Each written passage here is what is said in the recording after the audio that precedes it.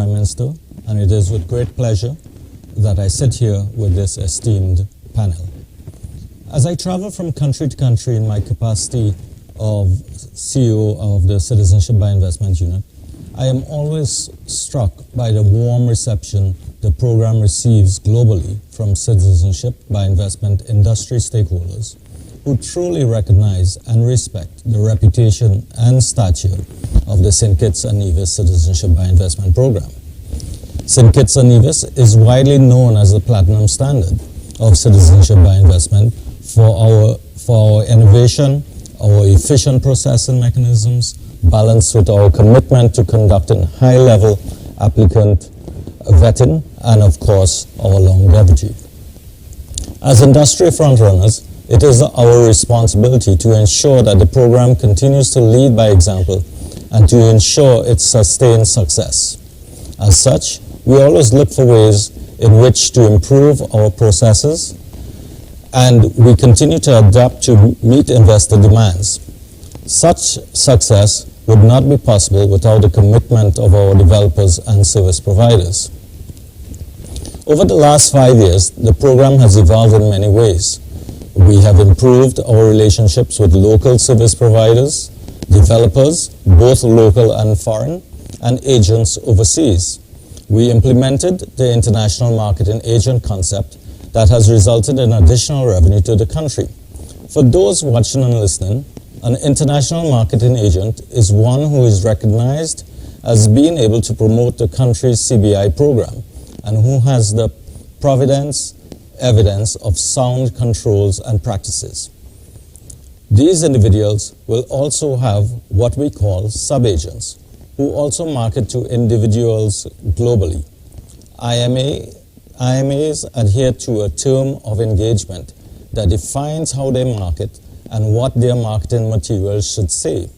Any false advertising will result in their licenses being withdrawn. From a technology standpoint, we were the first to implement a 24/7 system, thereby allowing our local service providers to expeditiously submit files to the unit. As a result, we are the only program that offers an accelerated application process without compromising the integrity of our robust due diligence process.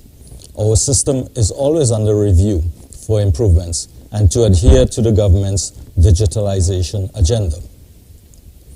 We have also worked on our legislation to improve our brand and to protect the clients who invest with us.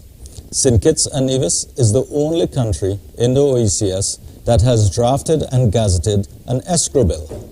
This legislation continues to be improved, and by the end of the year, we will be implementing a payout schedule that all developers must adhere to. The escrow bill was established to ensure that funds are placed into escrow if a title for property was not available. This has now come into play with stringent controls and regulations by our FSRC. This regulation enforces separation of duties, where a service provider cannot be an escrow agent for the same client. The final stage of the escrow bill is currently being drafted into regulation. This will ensure that there is a payout schedule for funds placed in escrow. This schedule is based on completion of certain stages of development and will ensure completion of projects. With this schedule, the government is ensuring that construction continues, jobs created, and an overall direct contribution to the economy is achieved.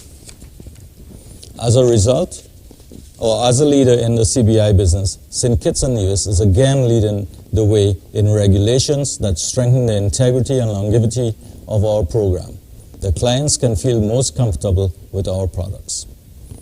Over the years, we have improved our due diligence by establishing a multi-tiered due diligence process which allows us to vet applicants taking into consideration Interpol checks, criminal checks, money laundering checks, terrorist activity, and terrorist financing checks, all through very strong ties with our international partners and reputable due diligence companies.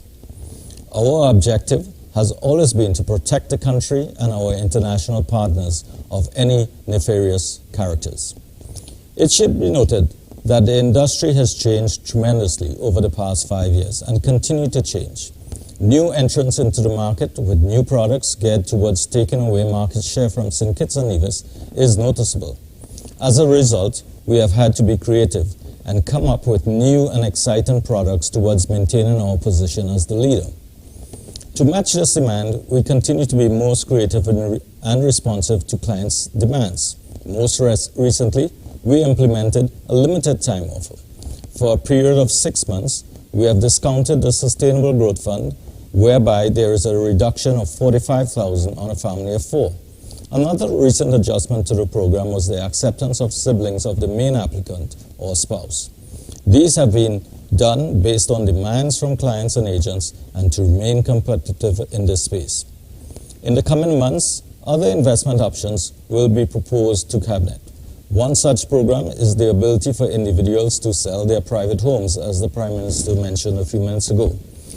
Under the CBI program, these homes will need to qualify by being of a high standard and having been appraised at a minimum value of USD 400,000. Cabinet has approved this proposal and the legislation will be put in place shortly. Other initiatives are under consideration and will be forthcoming. Finally, I would like to reiterate that the CBI program is intended to encourage foreign direct investment, be it through the building of brand name hotels or boutique developments and through contributions to the Sustainable Growth Fund. The program is important to building out the tourism sector, thereby creating jobs of all types, from construction to taxi services to agriculture, with an impact on everyone in the Federation. Thank you.